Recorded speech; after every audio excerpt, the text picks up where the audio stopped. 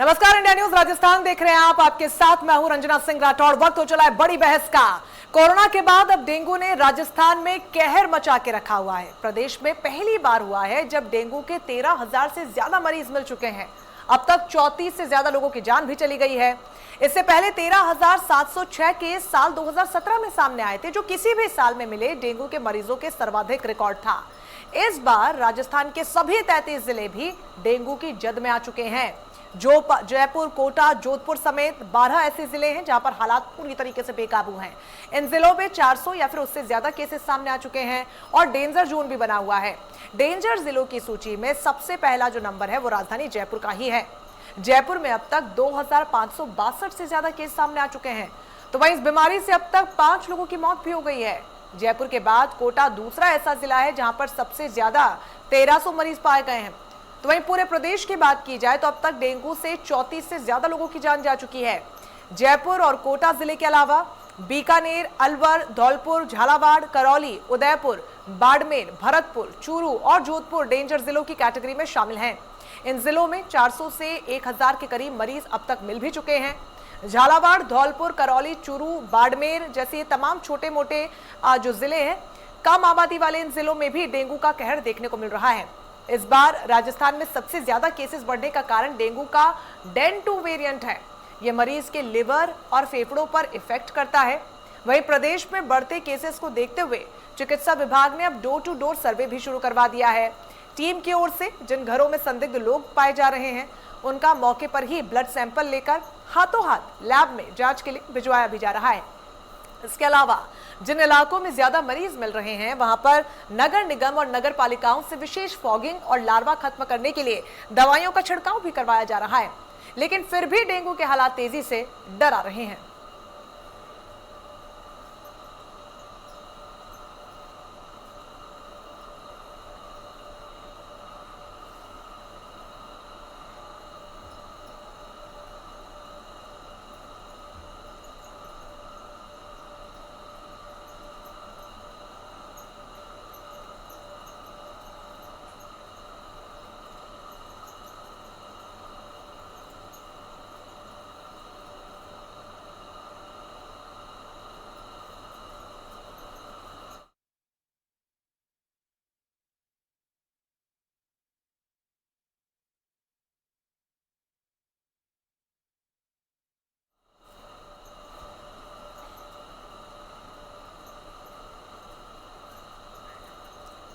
तो चलिए चर्चा की शुरुआत करेंगे। खास मेहमान हमारे साथ जुड़ रहे हैं डॉक्टर विशाल गुप्ता, चिकित्सा विशेषज्ञ हैं। आप हमारे साथ जुड़ गए। इसके अलावा डॉक्टर विकास गुप्ता, आपको बता दें कि ये भी चिकित्सा विशेषज्ञ हैं और आप भी हमारे साथ जुड़ गए। डॉक्टर विशाल, डॉक्टर विकास, आप दोनों का इंडिया न्यूज राजस्थान पे बहुत स्वागत है।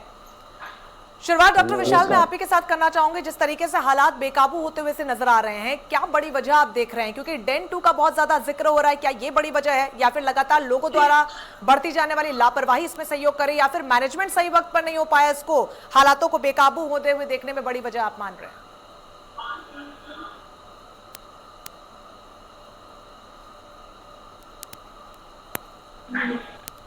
डॉक्टर विशाल, आवाज मिल रही है आपको?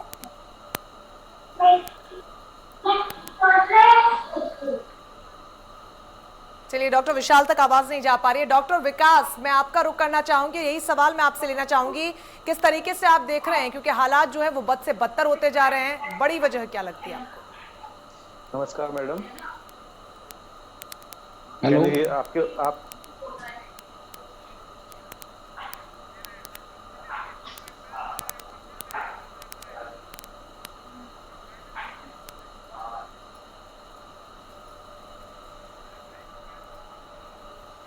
चलिए, डॉक्टर विकास तक भी आवाज नहीं पहुंच पा रही है। जल्दी हम दोनों खास मेहमानों से एक बार फिर से कनेक्ट करेंगे। इन सबके बीच तस्वीरें आपको दिखा रहे हैं, डराने वाली ये तस्वीरें हैं। क्योंकि 2017 की बात करें, फिर 2018 और 2019 और इस साल की अगर हम बात करें तो सारे रिकॉर्ड जो हैं वो टूट चुके हैं।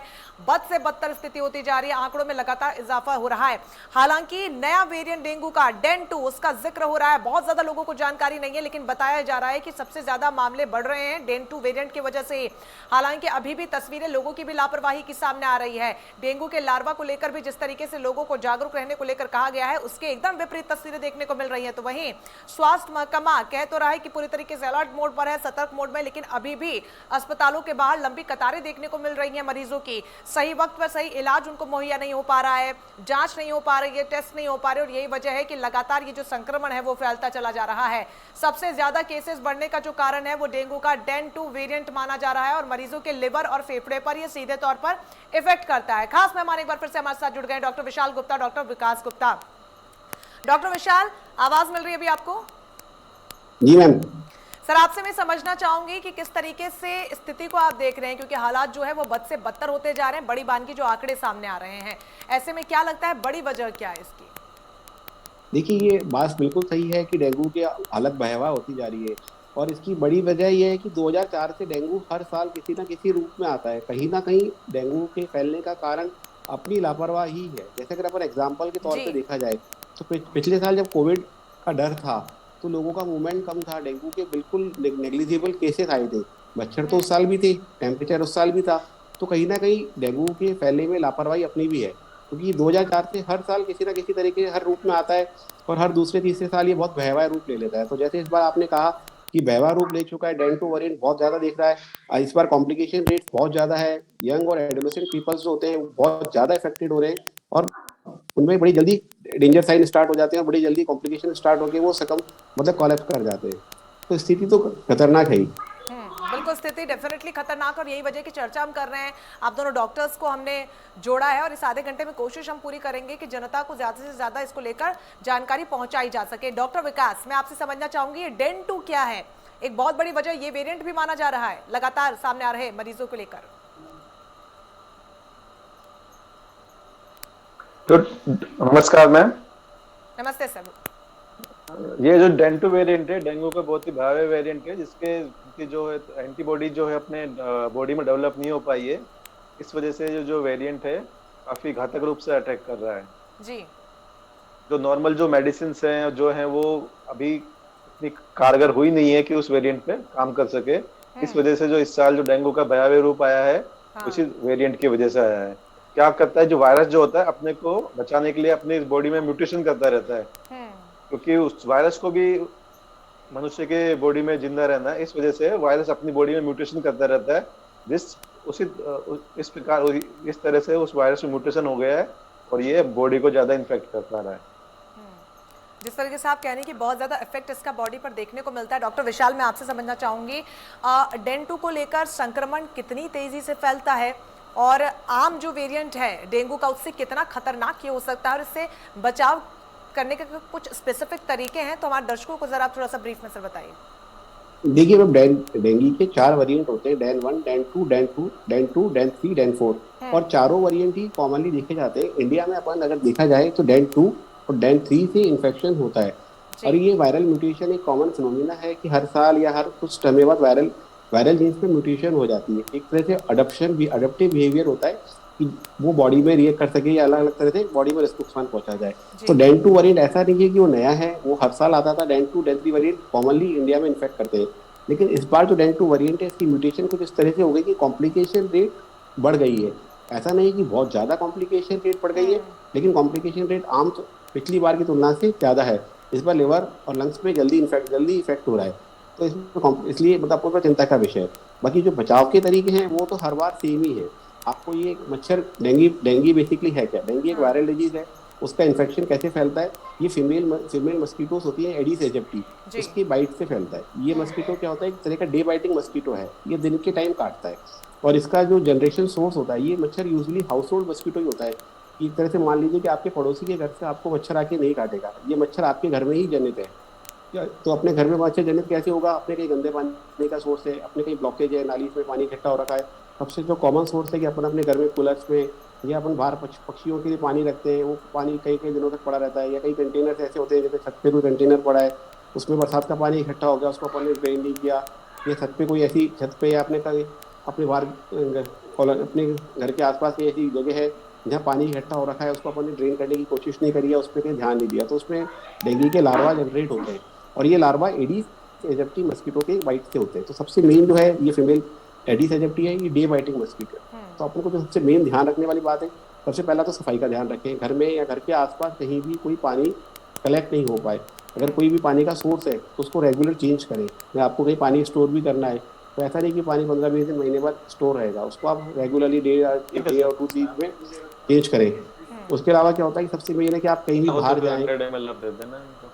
सबसे सबसे कहीं भी अगर आप बाहर जाएं तो आप क्या करें, फुल क्लोथ में करें, अपनी बॉडी को पूरी तरह कवर करके जाएं, क्योंकि जहाँ एक्सपोज एरिया होगा, जैसे बच्चे बाहर पार्क में खेलने जाते हैं, तो अगर वो हाफ स्लीव्स के शर्ट पहन गए या हाफ पैंट पहन गए तो उनको मच्छर काटने का चांसेस बहुत ज़्यादा है। या अपन खुले में घूम रहे हैं, अपने अपने हाथ पैर पूरी तरह कवर नहीं है, तो हाँ। मच्छर काटने का चांसेस बहुत ज़्यादा है। अगर अपन पूरी तरह कवर्ड होकर बाहर निकलेंगे तो अपन इससे बच सकते हैं। अपने घर में अपन को मस्कीटो रेपलेंट्स का रेगुलरली प्रयोग करना है, कहीं भी सबसे मेन, और सबसे मेन सफाई का प्रयोग करना है। बिल्कुल, बहुत ज़्यादा ज़रूरी है कि जो डूज एंड डोंट्स यहाँ पर डॉक्टर साहब बता रहे हैं उसका ध्यान रखा जाए, तभी इस संक्रमण से अपने आप को बचाया जा सकेगा। डॉक्टर विशाल, कहीं ना कहीं लोगों में कंफ्यूजन भी देखने को मिल रहा है, बड़ी वजह है वो लैक ऑफ इन्फॉर्मेशन है। कहीं ना कहीं लोग बहुत ज़्यादा जागरूक नहीं है, क्योंकि कोरोना के बुखार को अब तक हमने देखा है, फिर ये मौसम ही कुछ ऐसा है कि वायरल बुखार भी लोगों को तेजी से जकड़ रहा है। ऐसे में डेंगू की मार के चलते भी अब मरीजों की तादाद बढ़ रही है, लेकिन लोग बहुत ज़्यादा कंफ्यूज है, समझ नहीं पा रहे। उन्हें लग रहा है कि वायरल बुखार है, थोड़ी देर में आएगा चला जाएगा, और वो टेस्ट भी नहीं करवा रहे। और यही वजह है कि तेजी से मामले बढ़ रहे हैं, और प्लेटलेट जो रिकवर होती है उसमें भी रिकवरी में स्लो मोशन में वो रिकवर होते हुए देखी जा रही है। क्या इसको भी बड़ी वजह मान रहे हैं? नहीं, ये बड़ी वजह नहीं है। देखिए, वायरल फीवर और डेंगू फीवर दोनों ही वायरल फीवर है, डेंगू भी एक तरह का वायरल फीवर है, लेकिन दोनों में थोड़ा सा बेसिक डिफरेंस है। तो आम आदमी को जागरूक होने की जरूरत है। अगर आज मान लो आपको बुखार आता है तो आप 2 या 3 दिन वेट कर सकते हैं, जी। क्योंकि इनिशियली चिंता की विषय नहीं होता। अगर डेंगू फीवर भी है तो इनिशियली 2 3 डेज में चिंता का हाँ। विषय नहीं होता। तो आप अगर 2 या 3 दिन बुखार आता है तो आप पैरासीटामोल की गोली ले सकते हैं। और सबसे मेन जो आपको बॉडी को हाइड्रेशन रखना है, अपन को 1.5 to 2 litre liquid per day जरूरी लेना है, किसी भी तरीके से, चाहे वो नारियल पानी हो, चाहे नींबू शिकंजी हो, छाछ हो। लेकिन कोई भी फीवर या कोई भी तकलीफ अगर 2 या 3 दिन से ज़्यादा परसिस्ट करती है तो आप आवश्यक रूप से अपने आसपास जो भी चिकित्सक अवेलेबल हो या जो भी डॉक्टर अवेलेबल हो उससे सलाह लेके इन्वेस्टिगेशन कराएं। यू कैन, मतलब आप 3 दिन वेट कर सकते हैं। अगर वायरल फीवर होगा, हल्का फुल्का मौसमी बुखार होगा तो 2 3 दिन में सबसाइड हो जाता है। लेकिन डेंगू में सबसे मेन दिक्कत क्या होती है कि डेंगू का एक फिक्स प्रोटोकॉल या फिक्स साइकिल होता है। इनिशियली 4 से 5 दिन बुखार आता है, और जब बुखार आता है, जब मरीज को तकलीफ ज़्यादा होती है, लेकिन मरीज उस वक्त डेंगू खतरनाक नहीं होता। जब आपको सिर्फ बुखार आएगा, आपको बुखार की दवाई लेनी है, बॉडी को हाइड्रेशन रखना है, लेकिन मरीज को क्या टेंडेंसी होती है, जैसे बुखार उतरता है तो वो सोचता है कि मैं तो ठीक हो गया। लेकिन जो असली कॉम्प्लिकेशंस हैं या जो भी तकलीफें हैं डेंगू की, वो बुखार उतरने के बाद ही स्टार्ट होती है। जैसे प्लेटलेट कम होना, शरीर में सूजन आना, डेंगू हेमरेजिक फीवर की तरफ जाना या डेंगू शॉक सिंड्रोम में जाना, ये यूजुअली 6 7वें दिन से स्टार्ट होता है। तो आप पहले 3 दिन तो अपन घर पे वेट कर सकते हैं। अगर आपको बहुत ज़्यादा तकलीफ नहीं है तो घर पे दवाई ले सकते हैं। लेकिन अगर 3 दिन से ज़्यादा कोई भी बुखार परसिस्ट करता है तो आप चिकित्सक की सलाह जरूर लें। बिल्कुल, लेकिन डॉक्टर विशाल, पिछले सालों की तुलना में इस साल जो मामले सामने आ रहे हैं, आंकड़े ये भी सामने आ रहे हैं कि रिकवरी का जो पूरा प्रोसेस है उस दौरान प्लेटलेट्स की रिकवरी बेहद स्लो हो रही है। उसकी वजह क्या है? देखिए, मैं सबसे पहले तो आपको बताना चाहूँगा, आपने मीडिया की तरफ से ये पब्लिक को दिखाना चाहें कि प्लेटलेट ही अकेला कल्प्रिट नहीं है। डेंगू फीवर में एक जो मिसकंसेप्शन है कि सिर्फ प्लेटलेट कम हो गई चिंता का विषय है, प्लेटलेट कम हो गई चिंता का विषय है, वो गलत है। डेंगू में प्लेटलेट के अलावा बहुत सारे वार्निंग साइंस हैं जो हमारे पेरिफेरी में बैठे चिकित्सक साथी भी देख सकते हैं। अगर आपके पेट में पानी भर रहा है, आपके पेट में सूजन है, आप पेट में बहुत तेज दर्द हो रहा है, उल्टियाँ स्टार्ट हो गई, शरीर में रेड स्पॉट्स होते जा रहे हैं, शरीर आपका सूजता जा रहा है, तो ये सब वार्निंग साइन है। तो ये प्लेटलेट के अलावा ये सब भी देखना बहुत जरूरी है। Only platelet count is not कोई ज़्यादा चिंता का विषय नहीं होता। प्लेटलेट जो WHO की गाइडलाइंस कहती है कि अगर प्लेटलेट काउंट 10,000 भी है, अगर कहीं से ब्लीडिंग नहीं है तो अपन वेट कर सकते हैं। बिल्कुल, यहाँ पर जी जी। अगर प्लेटलेट काउंट 10,000 से कम है तो अपन को प्लेटलेट चढ़ाने की जरूरत होती है। कहीं से ब्लीडिंग होती है तो प्लेटलेट चढ़ाने की जरूरत होती है। बाकी प्लेटलेट बढ़ने का एक फिक्स टाइम कोर्स होता है। यूजुअली क्या होता है, 5 से 6 दिन से प्लेटलेट कम होती है, वो 3 से 4 दिन में प्लेटलेट बढ़ जाती है। तो यहाँ पर तो ये आपको समझ प्लेटलेट के अलावा दूसरे जो पैरामीटर्स हैं, दूसरे जो क्लिनिकल साइंस है, उस पर ज़्यादा ध्यान देने की जरूरत है। बिल्कुल। और जैसे कि हम सभी जानते हैं कि कोई भी बीमारी होती है और सबसे बड़े रिकवरी के तौर पर देखा जाए तो खान पान एक बहुत बड़ा रोल वहाँ पर अदा करता है। कोरोना के दौरान भी हमने देखा कि डाइट को हमें बहुत ज़्यादा स्पेसिफिकली यहाँ पर रखना पड़ा था, जिससे कि इम्यूनिटी हमारी स्ट्रांग रहे और तमाम बीमारियों से हम दूर रहें। डॉक्टर विकास, खासतौर पर अगर हम डेंगू की बात करें, कोई स्पेसिफिक डाइट हमें यहाँ भी मेंटेन करने की ज़रूरत है, जिससे कि अपने आप को कम से कम अपने स्तर पर तो बचाव किया जा सके? जी मैम, मैं बात करना चाहूँगा कि जो खान पान है बहुत ज़रूरी है अपने न्यूट्रिशन के लिए और डेंगू से बचाव के लिए भी। सबसे पहले तो ये है कि अपने को बिल्कुल घर का बना हुआ खाना खाना है, और बिल्कुल जो ताज़ा बना हुआ खाना खाना है। उसके अलावा जो लिक्विड्स, जो हाइड्रेशन है वो डेंगू में बहुत ही मेजर रोल प्ले करता है। आप बार बार हर घंटे में थोड़ा थोड़ा पानी पिए। नारियल पानी बहुत अच्छा सोर्स है हाइड्रेशन के लिए।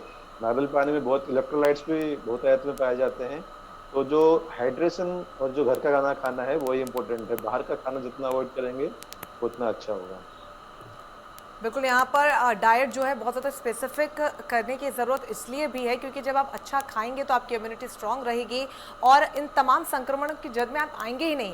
ऐसे में इलाज के लिए जाना तो फिर बहुत ज़्यादा दूर की बात है। डॉक्टर विशाल, जिस तरीके से जिक्र हम कर रहे हैं कि केसेस बढ़ रहे हैं, लेकिन एक आंकड़ा ये भी सामने आ रहा है कि खासतौर पर राजस्थान की बात करें तो राजधानी जयपुर जो है सबसे ज़्यादा मरीज यहीं पर पाए जा रहे हैं। किस तरीके से आप देख रहे हैं, क्योंकि देश के अलग अलग राज्यों की भी अगर हम बात करें तो तमाम बड़े शहरों में ही सबसे ज़्यादा आंकड़े सामने आ रहे हैं। देखो थोड़ा सा क्या होता है कि जैसे ये एक तो सबसे बड़ा दिक्कत है कि कोई भी बड़े शहर को, चाहे जयपुर की बात करें या दिल्ली की बात करें या बॉम्बे की बात करें, तो केसेस ज़्यादा इसलिए दिखते हैं क्योंकि यहाँ पॉपुलेशन ज़्यादा है। तो सबसे जो एक बेसिक प्रॉब्लम है कि जैसे आज अपन राजस्थान जयपुर की बात करें तो सारी जगह से केसेस रेफर होकर जयपुर आ जाते हैं। इसी कारण जयपुर में मोर्टिलिटी ज़्यादा दिखती है, जयपुर में केसेस की संख्या ज़्यादा दिखती है। क्योंकि क्या होता है, पेरिफेरी में डॉक्टर थोड़ा सा घबराते भी है, इसलिए फैसिलिटीज़ की कमी भी होती है, ब्लड बैंक हर जगह है नहीं। तो वो जरा सा भी पेशेंट को दिक्कत स्टार्ट होती है तो वो जयपुर उसको रेफर कर देते हैं। तो ये दिक्कत जयपुर में ज़्यादा केस दिखने की है। फिर सबसे मेन तो है कि जो बड़ी सिटीज़ होती है उनमें जगह जगह कम होती है, तो सैनिटेशन प्रॉपर हो नहीं पाता, लोग कॉम्पैक्ट जगह में रहते हैं। बशर्ते जो गाँवों में लोग रहते हैं वो खुली जगह में रहते हैं, मतलब फ्रेश एयर होती है अपने आप। तो घर भी छोटे होते हैं, आसपास कॉलोनीज में भी प्रॉपर सैनिटेशन प्रॉपर हो नहीं पाता। वो सबसे बड़ा कारण यही है। बाकी अधिकतर पेशेंट जयपुर में रेफर होकर आते हैं, इसलिए जयपुर में मोर्टिलिटी और जयपुर में संख्या ज़्यादा देखने को मिलती है। इसी यही सीन हर बड़े शहर में है, क्योंकि आसपास की पेरिफेरी के जो भी मरीज होते हैं वो सब बड़े शहर की तरफ भागने लग जाते हैं। बहुत ज़्यादा ज़रूरी है कि स्वास्थ्य महकमा विशेष तौर पर यहाँ पर ध्यान दें, क्योंकि जैसा कि आप जिक्र कर रहे हैं कि छोटे क्षेत्रों में जहाँ पर अस्पताल को लेकर तमाम सुविधाएं मुहैया नहीं होती, बड़े शहरों में मरीजों को रेफर कर दिया जाता है। डॉक्टर विकास, आंकड़े चूंकि लगातार बढ़ रहे हैं, बहुत ज़्यादा जो खतरा है वो अभिभावकों के लिए भी इसलिए हो गया क्योंकि उन्हें खुद को तो बचाना ही है, साथ ही परिवार को भी, अपने बच्चों को भी सुरक्षित रखना है। और बच्चे बहुत ज़्यादा डाइट को लेकर स्पेसिफिक होते नहीं है, बहुत ज़्यादा फिजिकल एक्टिविटीज़ में होते नहीं है। ऐसे में अभिभावकों को अगर कुछ डूज एंड डोंट्स आप बताना चाहेंगे तो वो क्या होंगे?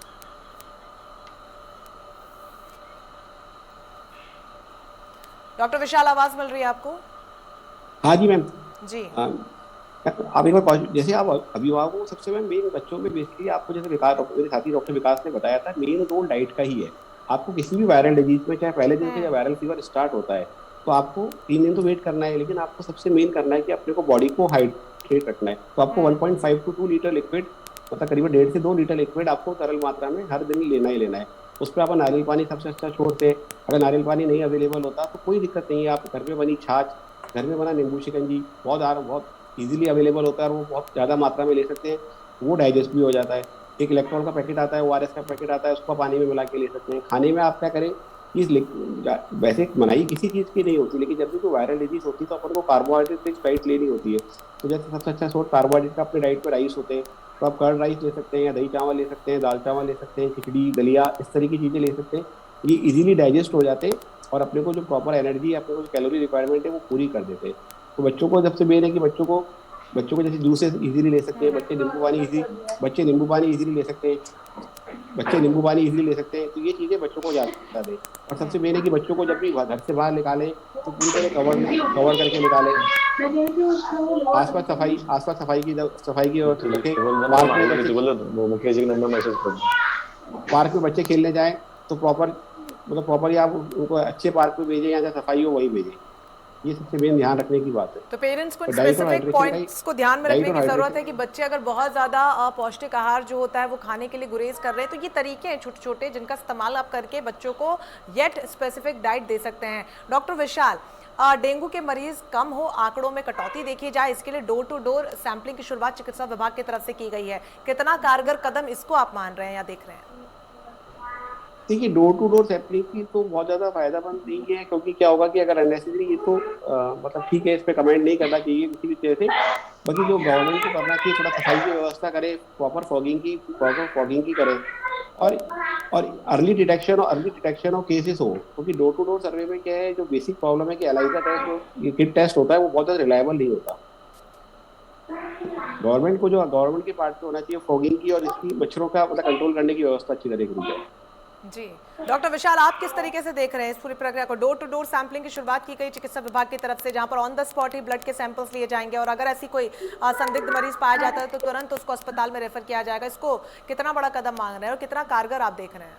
नहीं, ये कारगर तो काफी लेवल पे हो सकता है, लेकिन अब इसका रिजल्ट बाद में पता चलेगी। हालांकि ये इससे ये फायदा है कि पेरिफेरीज पे जो पेशेंट हैं, जो इजीली फैसिलिटीज इनके लिए अवेलेबल नहीं है, जो इग्नोरेंस के कारण घर पे बैठे रहते हैं और जब कॉम्प्लिकेटेड स्टेट में आते हैं तो वो हॉस्पिटल जाना स्टार्ट करते हैं, तो उनको फायदा, ऐसे मरीजों को फायदा हो जाएगा कि अगर जी, आज कोई ऐसा पेशेंट देखो है जिसको कोशिश ऐसा यहाँ पर पेशेंट पूरी है। यही की जा रही है कि जो स्थिति फिलहाल बनी हुई है, जो हालात बने हुए हैं, उस पर काबू पाया जा सके और डेंगू के मरीजों की संख्या को कम किया जा सके। बहुत शुक्रिया डॉक्टर विशाल, आपका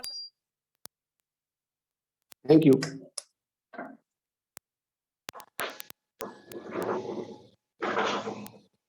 पॉइंट्स आपने इस चर्चा के दौरान जिक्र किया वो उन्होंने जरूर नोट डाउन किए हैं और उम्मीद है कि आप सभी अपना ख्याल रखेंगे और एक सुरक्षा कवच हो सके तो अपने इर्द गिर्द जरूर बना के रखिए इन तमाम पॉइंटर्स का इस्तेमाल करके। फिलहाल के लिए बड़ी बहस में मेरे साथ बस इतना ही, मुझे दीजिए इजाजत, नमस्कार।